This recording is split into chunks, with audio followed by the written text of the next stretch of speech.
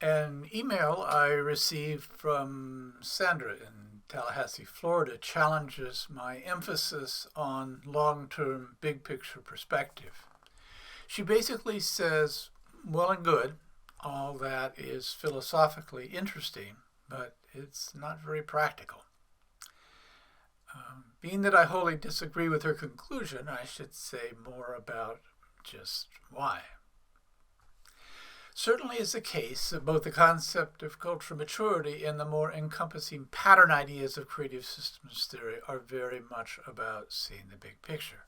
The concept of cultural maturity is about the kind of perspective and sophistication needed to make wise choices, not just now, but far out into our future.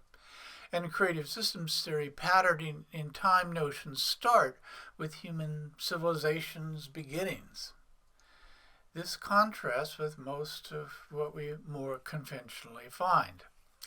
I've noted how it is uncommon for us to look out beyond the next news cycle, election cycle, or business cycle. But as I see things, if we look at all of the really essential questions before us, if we are not willing to bring big picture long-term perspective to bear, our thinking cannot be sufficient. If this observation is accurate without big picture long-term perspective, it is not possible to be practical in the sense that the future is requiring of us.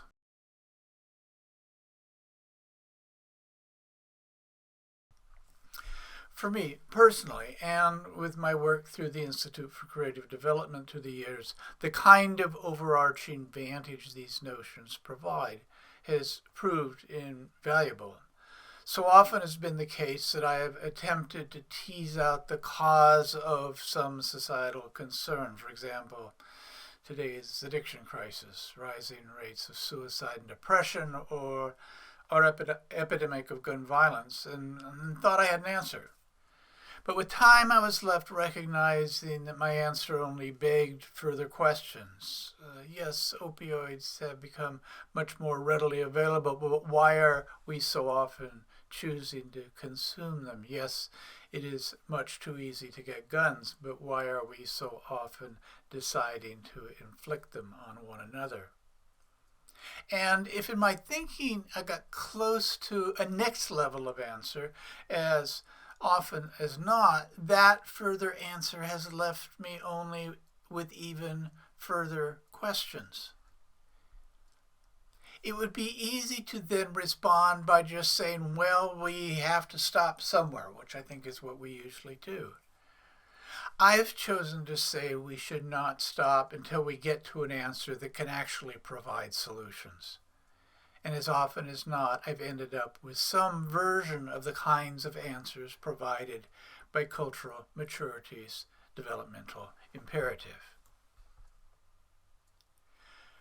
We can see how short-term thinking fails us today with both the media and with academic analyses of current cultural concerns. Media headlines are often stated as a causal question. Why do we see ... This might seem to suggest a larger picture, but more often than not, the content that follows isn't really about why at all. It's about what. It describes what has happened, commonly over and over again, and treats people's emotional responses to it as an explanation. Or if content in any way touches on causation, it is immediate causation that ignores more significant underlying factors. Academic analysis sometimes gets us a bit further, but rarely does it get beyond factors that fit easily into an academic worldview, such as economics, politics, and the consequences of new technologies. With the concept of cultural maturity and the ideas of creative systems theory, we are dealing specifically with causation, with why, and we are able to include in our explanations all that goes into making us human, and that has done so over time.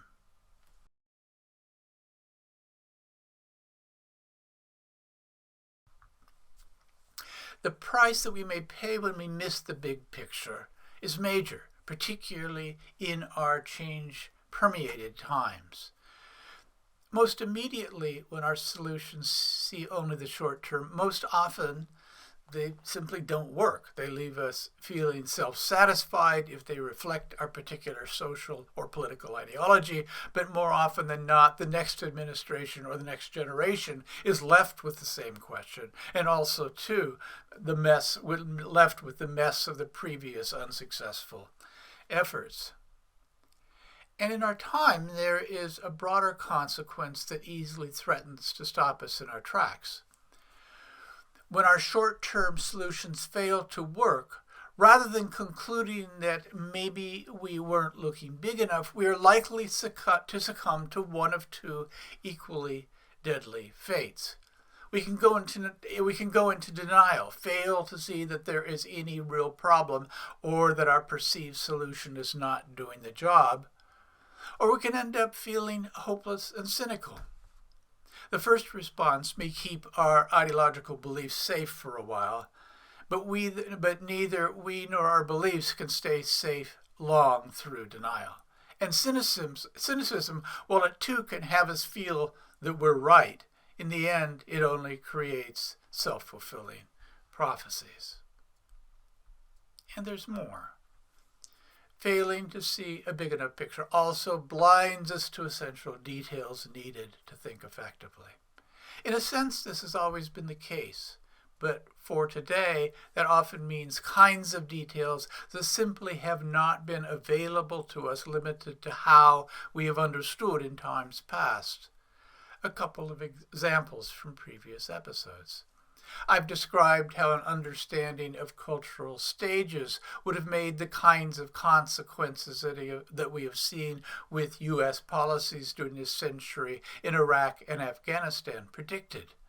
That kind of knowledge might have resulted in different actions. In a previous episode, I've also described how love and leadership are coming to have new meaning in our time. An appreciation for such changing realities can result in very different, more effective decisions. This kind of observation applies in some way to most any significant question we confront today.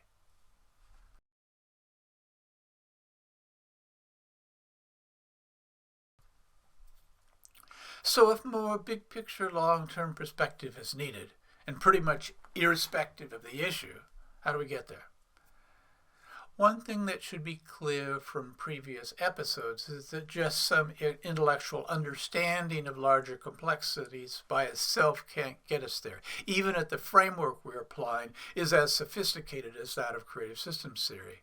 The kind of vantage that is being called for requires cultural maturity's cognitive reordering. It is a product of integrative meta-perspective.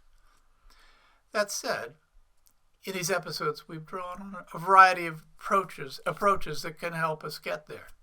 As we did with early episodes, we can practice some of those needed new capacities, getting beyond polarization and thinking in more whole box of crayons ways, learning to be more comfortable with uncertainty and complexity, acknowledging the power of limits, and better appreciating the essential role of context.